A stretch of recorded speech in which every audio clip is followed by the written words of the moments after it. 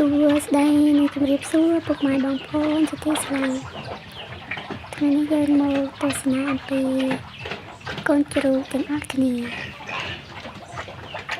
ដែលកូនជ្រូកខ្ញុំនេះគឺខ្ញុំដាក់ចំណីឲ្យវាស៊ីហើយបង្រៀនវាឲ្យស៊ីចំណីហើយកូនជ្រូកនេះមិនបាច់ដាក់ឲ្យវារៀនស៊ីក៏វាចេះស៊ីដែរ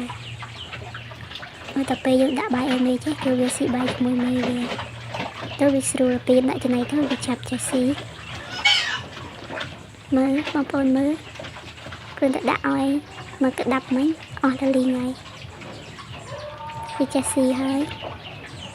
តិចទៀតយើងនឹងបំបែកចេញពីមេស៊ីអស់ហើយនឹងដាក់ឲ្យទៀតស៊ីច្រើនមែនកូនជ្រូកនេះសូម្បីតែមេវាក៏ដណ្ដើមកូនស៊ីដែរកូនស៊ីមិនឆ្នះមេទេមេស៊ីអស់ហើយដាក់បាយឲ្យអត់ស៊ីទេមកស៊ីចំណៃជាមួយកូនមេអស់ចំណៃកូនហើយ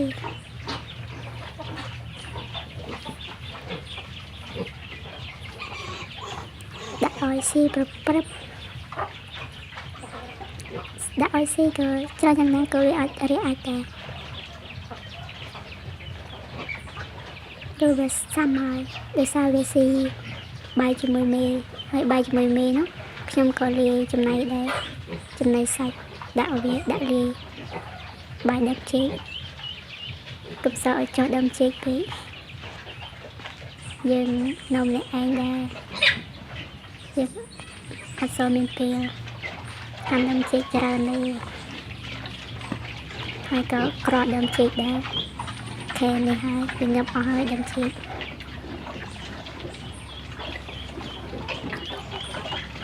ផលវីដេអូយូរហើយទើបដឹងថាកូនជ្រូកមួយសំណុកនេះគឺមេទាំងអស់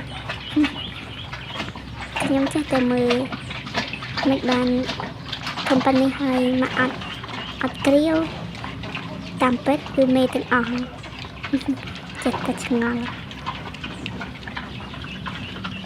សំណាងដែរមើលមេនេះអមួយសំបុកនេះមេទាំងអស់មេវាក៏ស្រួលកូនវាក៏ស្រួល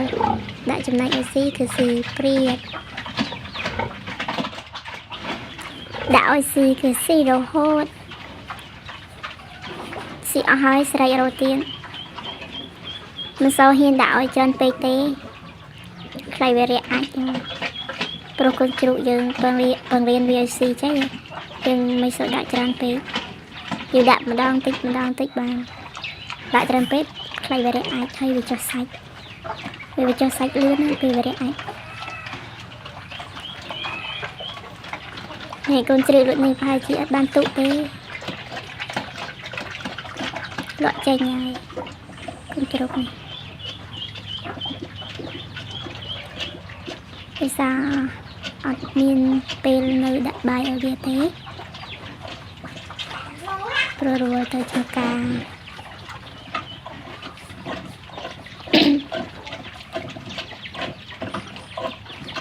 ជ្រូកនេះគឺមេទាំងអស់7មេទាំង7ថតរឹងហើយមិនដឹងទេថាមេប្រមាណឈ្មោះប្រមាណដល់ពេលមើលយូរទៅចំជ្រូកនេះមេទាំងអស់បងប្អូនមើលទៅដឹងសម្បីតែឃើញកាមេរ៉ាក៏វាចង់ងុយឆ្មាក់ដែរវាស្មានថាចំណៃវាមើលមួយសន្លឹងកាមេរ៉ាខ្លាយតាមបានជៀបខ្លាយតាមបានឃើញកូនជ្រូកនេះខ្លាចតែហ៊ានទាំងមិនអត់មើលពេលយើងដាក់ចិត្តវាគឺវាខ្លាចតែពេលយើងដាក់យូរទៅវារត់ដាក់យើងវិញ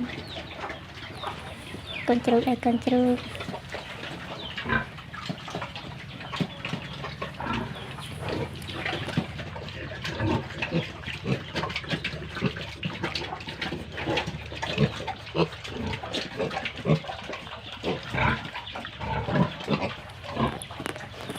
ហើយបើសិនជាបងប្អូនចូលចិត្តវីដេអូបែបនេះបងប្អូនជួយ comment ប្រាប់ខាងក្រោមឬជួយ ចុច Subscribe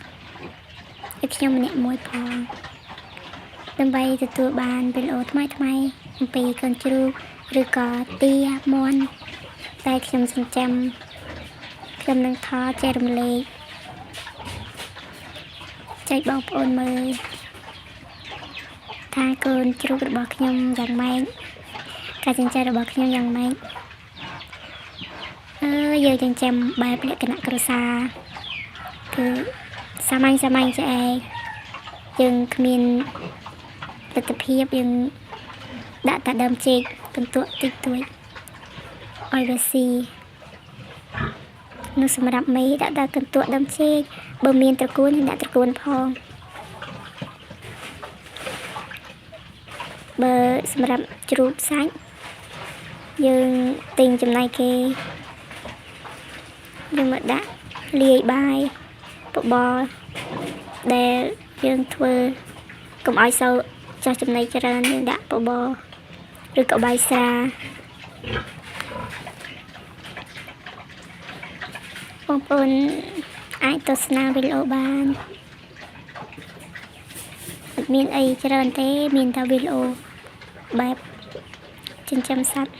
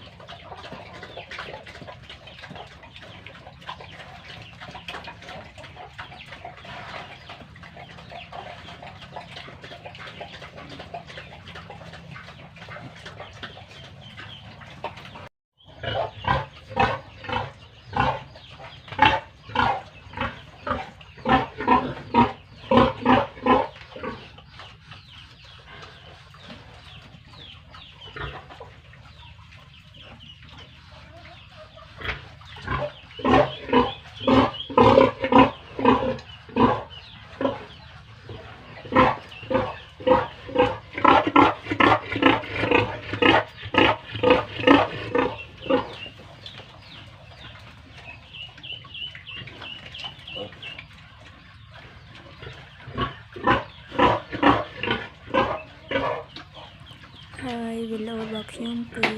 មានតែប៉ុណ្ណឹងឯងសូមអរគុណចំពោះបងប្អូនដែលតាមដាននិងទស្សនាវីដេអូរបស់ខ្ញុំបាយបាយ